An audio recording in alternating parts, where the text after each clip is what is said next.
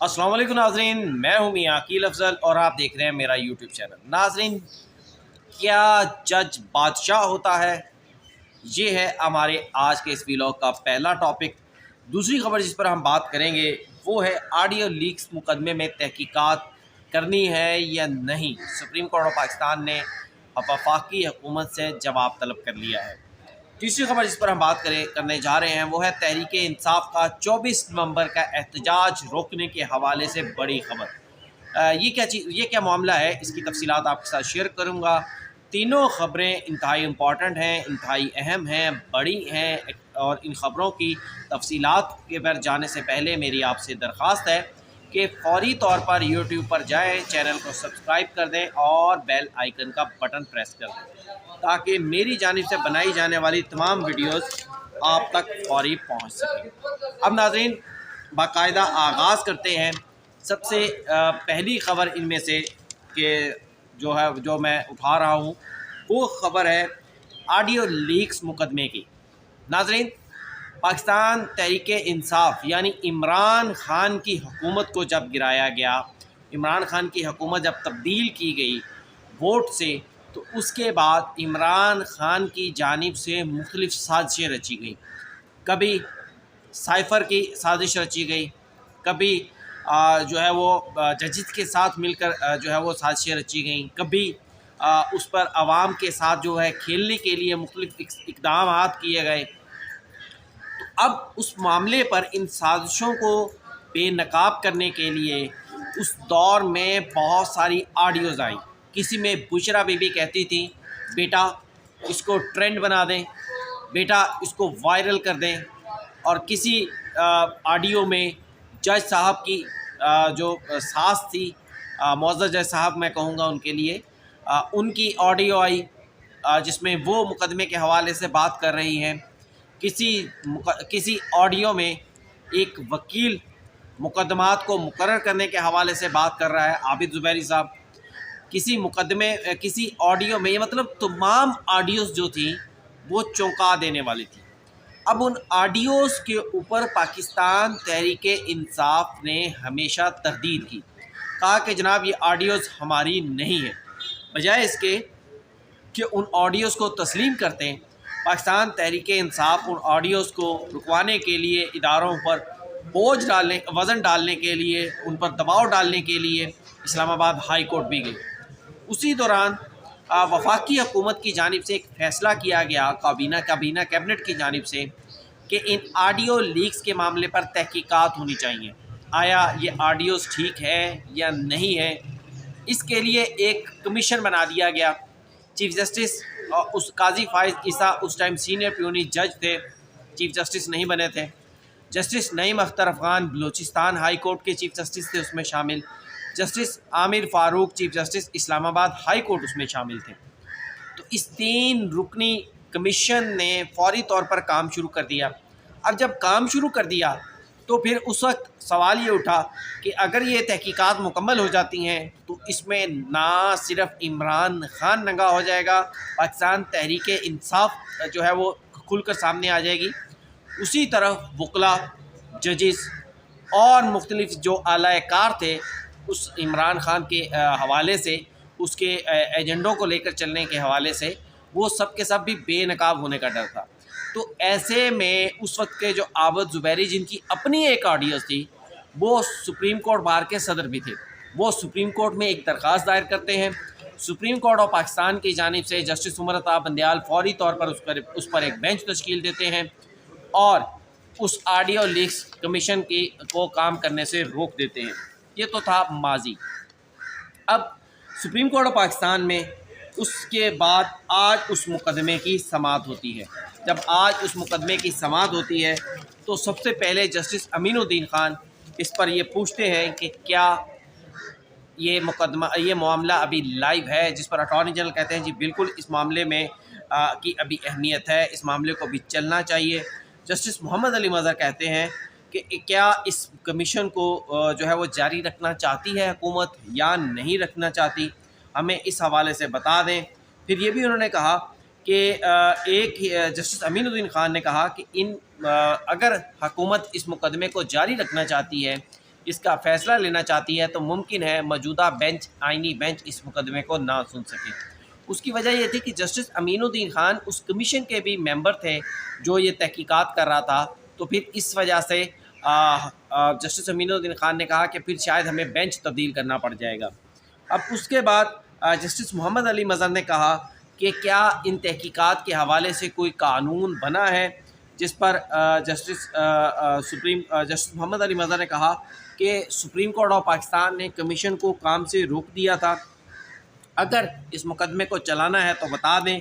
Commission تو بہرحال نیا بنانا پڑے گا کیونکہ قاضی فائز عیسیٰ بھی ریٹائرڈ ہو چکے ہیں، جسٹس نعیم اختر افغان اب سپریم کورٹ آف پاکستان کے جج بن چکے ہیں، تو اگر بنانا ہے تو پھر دیکھنا پڑے گا، کیونکہ تحقیقات کا جو کابینہ کا فیصلہ تھا وہ اپنی جگہ برقرار ہے۔ جسٹس محمد علی مظہر نے ہی جسٹس جمال خان مندوخیل نے مزید کہا کہ کیا کمیشن بناتے ہوئے حکومت سپریم کورٹ کے جج کا نام دے سکتی ہے، اور پھر اس کے بعد جسٹس محمد علی مظہر نے کہا کہ کیا مشاورت کی ضرورت ہے یا نہیں ہے، ہمیں یہ بھی بتایا جائے کہ اگر کسی جج کا نام دینا ہے کسی بھی انکوائری کمیشن میں تو اس کے لیے مشاورت کی ضرورت ہے یا نہیں۔ جسٹس جمال خان مندوخیل نے بڑا کلیئر ایک میسیج دیا، انہوں نے کہا کہ عدلیہ کی حوالے سے کوئی کمپرومائز نہیں ہوگا، پھر عدالتی اختیار پر کوئی کمپرومائز نہیں ہوگا۔ فرض کریں chief justice of supreme court یا چیف جسٹس آف پاکستان جو ہیں وہ جج کو دینے سے انکار کر دیں تو پھر کیا ہوگا؟ کیا آپ اپنی مرضی سے سپریم کورٹ یا ہائی کورٹ کا جج لگا سکتے ہیں؟ اٹارنی جنرل فار پاکستان نے کہا کہ جناب قانون میں ایسی کوئی شک موجود نہیں ہے جس میں مشاورت کا لکھا ہوا ہو۔ عدالت نے اس مقدمے میں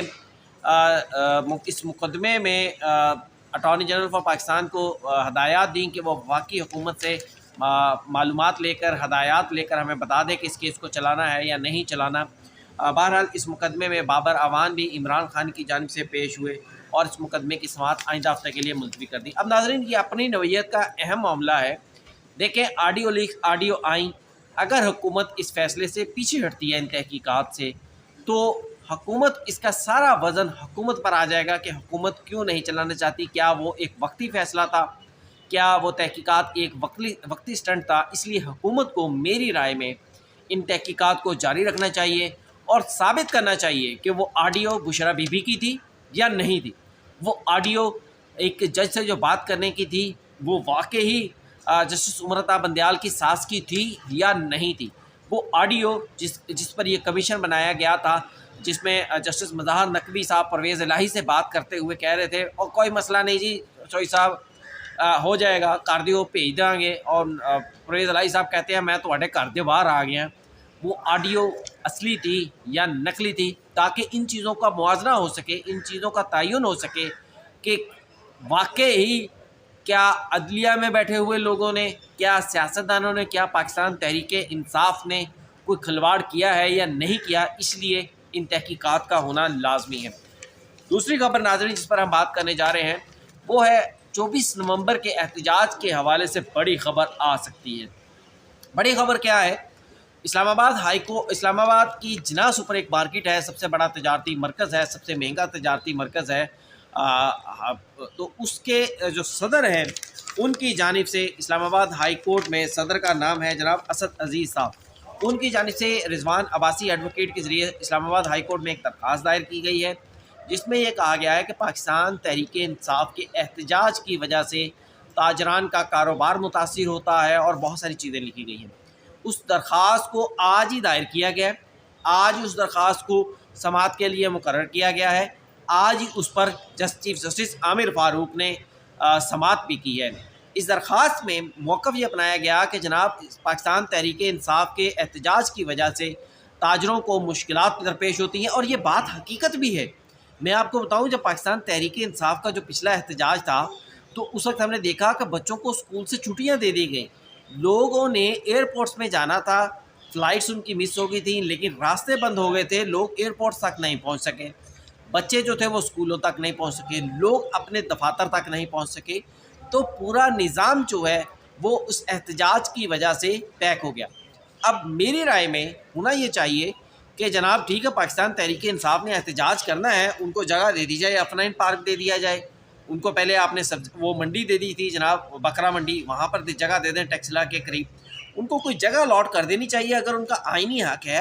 ڈی چوک پر احتجاج کرنا، اسلام آباد میں توڑ پھوڑ کرنا، اسلام آباد میں داخل ہونا، پولیس کے ساتھ مار کٹائی کرنا، یہ آئینی حق نہیں ہے پاکستان تحریک انصاف کا۔ ٹھیک ہے، احتجاج کرنا چاہتے ہیں تو جائیں F9 پارک میں چلے جائیں، کھلے دوڑے اور موجیں کریں، اور اگر منڈی میں جاتے ہیں تو اس سے بھی کھلا دوڑے جناب، وہ ٹیکسلا باروں بار اسلام آباد میں راشی نہ پڑے، تو وہ ان کا حق ہے احتجاج کرنا۔ لیکن اسلام آباد کے اندر آ کر توڑ پھوڑ کرنا، شرنگیزی کرنا، یہ اسلام آباد، یہ کسی بھی طور پر ان کا حق نہیں ہے۔ اب اس مقدمے کی سماعت چیف جسٹس عامر فاروق نے کی ہے، ان کی جانب سے فوری طور پر وفاقی وزیر داخلہ، سیکرٹری داخلہ، IG اسلام آباد، چیف کمشنر اسلام آباد کو طلب کر لیا گیا ہے اور کہا گیا ہے کہ اس مقدمے کو آج ہی سن کر اس پر کچھ نہ کچھ ڈائریکشن جاری کریں گے تو بڑی پیش رفت ہو سکتی ہے۔ اب ناظرین آتے ہیں آج کی تیسری خبر، کیا جج بادشاہ ہوتا ہے؟ ناظرین، سپریم کورٹ آف پاکستان میں جب آئینی بینچ جو تھا مقدمات کی سماعت کر رہا تھا تو اسی وقت اس کے سامنے ایک درخواست جو تھی وہ میاں داؤد ایڈوکیٹ کی جانب سے دائر کی گئی۔ یہ وہی ایڈوکیٹ ہیں جو اس سے پہلے مظاہر نقوی کے خلاف بھی درخواست دائر کر چکے تھے۔ ان کی جانب سے جب درخواست دائر کی گئی تو اس درخواست میں 3 استدعائیں کی گئی تھی۔ سب سے پہلی استدعا اس میں یہ کی گئی تھی کہ چیف جسٹس ہائی کورٹس کے اختیارات کو جو ہے وہ ان کو تقسیم کر دیا جائے، جس طرح سپریم کورٹ آف پاکستان میں ایک پریکٹس اینڈ پروسیجر قانون کے تحت ہوا ہے۔ پھر دوسری درخواست اس میں جو دائر کی گئی تھی اس میں یہ استدعا کی گئی، دوسری جو استدعا کی گئی تھی درخواست میں وہ یہ کی گئی تھی کہ ججز کے اختیارات جو استعمال کیے گئے ہیں لاہور ہائی کورٹ کے چیف جسٹس کی جانب سے، ان پر جو ہے وہ کارروائی کی جائے۔ تیسری، لاہور ہائی کورٹ کے چیف جسٹس نے جاتے ہوئے آخری روز کچھ فیصلے کیے تھے، کچھ احکامات جاری کیے تھے، ان سب کو ریورس کیا جائے اور جن افسران کو فیصلے کیے گئے تھے انہیں واپس کیا جائے۔ اب جج کے لیے یا چیف جسٹس کے لیے بادشاہت کا لفظ کیوں استعمال کیا، یہ میں آپ کو بتاتا ہوں۔ ناظرین، سٹوری کچھ یوں ہے کہ chief justice high court Lahore justice Amir Bhatti صاحب نے جب ان کو 7 مارچ کو وہ ریٹائرڈ ہو رہے ہیں، ان کا آخری دن ہے، تو انہوں نے 2 بڑے فیصلے کیے۔ ایک فیصلہ ان کی جانب سے یہ کیا گیا کہ ہائی کورٹ کے جتنے بھی ملازمین ہیں، غالباً کوئی 300 تعداد بتا رہا ہے، کوئی اس سے زیادہ بتا رہا ہے، ان تمام کو 2 تنخواہیں اعزازیہ دے دیے گئے۔ یہ ناظرین لاکھوں کا نہیں کروڑوں کا معاملہ بنتا ہے۔ آپ جاتے ہوئے اور پھر دوسرا 2 سال کی دے دی گئی، 2 سال کی اعزازیہ دے دیے گئی تنخواہیں۔ یہ آپ کیسے دے سکتے ہیں بھائی؟ آخری دن اگر آپ نے دینا تھا تو جس روز آپ کی اپوائنٹمنٹ ہوئی تھی یا جس روز یہ ٹائم تھا اس روز دیتے۔ آپ جانے سے پہلے یہ اعزازیہ کس طرح دے سکتے ہیں؟ غالباً 6 تاریخ کو یہ دیے گئے۔ پھر دوسرا ان کی جانب سے یہ قدم اٹھایا گیا کہ لاہور ہائی کورٹ کے جتنے ملازمین تھے، جس میں اسسٹنٹ رجسٹرار تھے، ایڈیشنل رجسٹرار تھے، مختلف سٹاف تھا، ان کے خلاف جتنے بھی انکوائری کے آرڈر ہوئے، کسی کے خلاف کچھ آرڈر تھا، کسی کے خلاف کچھ انکوائری کا آرڈر تھا، کسی کی ڈیپوٹیشن، کسی کی پروموشن کی بجائے ڈیموشن کر دی گئی، کسی کو مقدمہ جو تھا وہ ٹریبیونل میں چل رہا تھا، تو معزز جج صاحب امیر بھٹی صاحب بادشاہ صاحب نے اسی روز ایک آرڈر کیا اور ان تمام کی انکوائری جو تھی ان کو کلین چٹ دے دی۔ اب ایک لیٹر تو میں وہ دیکھ رہا تھا جو سپریم کورٹ میں کوٹ بھی ہوا، غالباً اس پہ پیج 20 پہ تھا، جس میں ایک اسسٹنٹ رجسٹرار کو انہوں نے اس لیے کلین چٹ دی کہ اسسٹنٹ رجسٹرار نے کہا کہ سر آئندہ نہیں ہوئے گا اس طرح کا معاملہ، تو انہوں نے اس کے کہنے پر جناب اس انکوائری کو ختم کر دیا۔ معاملہ چل رہا تھا ٹریبیونل میں۔ آج جب اس مقدمے کی سماعت ہوئی تو سب سے پہلے میاں داؤد نے کہا کہ سر جو آخری 2 پریئر ہیں وہ میں واپس لے رہا ہوں، پہلی پریئر کو میں برقرار رکھ رہا ہوں۔ پھر اس کے بعد انہوں نے کہا کہ جناب ججز کے اختیارات کو جو ہے وہ تقسیم کیا جائے، چیف جسٹس کے اختیارات کو۔ اس پر جسٹس مسرت ہلالی نے کہا کہ اگر کوئی ایسا اختیارات کا ناجائز استعمال ہوا ہے تو ایسا یقینی طور پر لاہور میں ہوا ہوگا، میرے KPK میں تو نہیں ہوا۔ جسٹس نعیم اختر افغان نے کہا کہ میں بیٹھا ہوا ہوں chief justice Balochistan high court, میں نے تو کبھی اختیارات کو استعمال نہیں کیا، بلکہ ججز کو وضاحت دینا پڑ گئی کہ ہم نے اپنے اختیارات کو ہمیشہ جو ہے وہ کبھی بھی ان کا غلط استعمال نہیں کیا، ہم نے اپنے اختیارات کو ہمیشہ جو ہے وہ اس کے طور پر استعمال کیا ہے۔ جو لفظ بولا گیا تھا ان کی جانب سے کہ ہم احتیاط سے اور کبھی بھی عوام کے پیسے کو جو ہے وہ غلط استعمال نہیں کیا۔ لیکن جب عدالت بھی شروع میں کنوینس نہیں تھی اس درخواست پر، لیکن جب درخواست گزار میاں داؤد کی جانب سے عدالت کے سامنے وہ نوٹیفیکیشن رکھے گئے جو معزز بادشاہ سلامت chief justice Lahore high court نے جاتے جاتے جاری کیے تھے، تو عدالت کنونس ہوئی۔ جسٹس محمد علی مظہر نے کہا کہ ایسے آرڈرز وہ کیسے کر سکتے ہیں؟ میاں داؤد نے کہا کہ سر اگر ہم پرائم منسٹر سے پوچھ گچھ کر سکتے ہیں، اگر پرائم منسٹر اپنے اختیارات کا بیجا استعمال نہیں کر سکتا تو پھر کروڑوں روپے کا یہ اعزازیہ کس طرح دیا جا سکتا ہے؟ وجہ یہی تھی، معزز بادشاہ سلامت ریٹائرڈ ہو رہے تھے، انہوں نے کہا جی کل کسی رجسٹرار ایڈیشنل رجسٹرار سے کم پڑے گا تو چلو وہ خوش تو ہو جائیں گے نا، ساروں کو خوش کر جاؤ۔ تو وہ خوش کرنے کے چکر میں حکومتی خزانے کا کباڑہ نکال دیا گیا اور اس پر عمل درآمد بھی ہو گیا، اور جو ملازمین جن کے خلاف انکوائری تھی وہ بھی ختم ہو گئی۔ تو اس پر عدالت جو تھی وہ اس حد تک مطمئن نظر آئی۔ عدالت نے اس پر جو ہے وہ صرف پہلے لاہور ہائی کورٹ کا معاملہ اٹھا، پھر معزز جج صاحبان نے، آئینی بینچ کے جج صاحبان نے کہا نہیں ساروں کو نوٹس کریں، سارے ہائی کورٹ سے ایسی رپورٹس مانگ لیں۔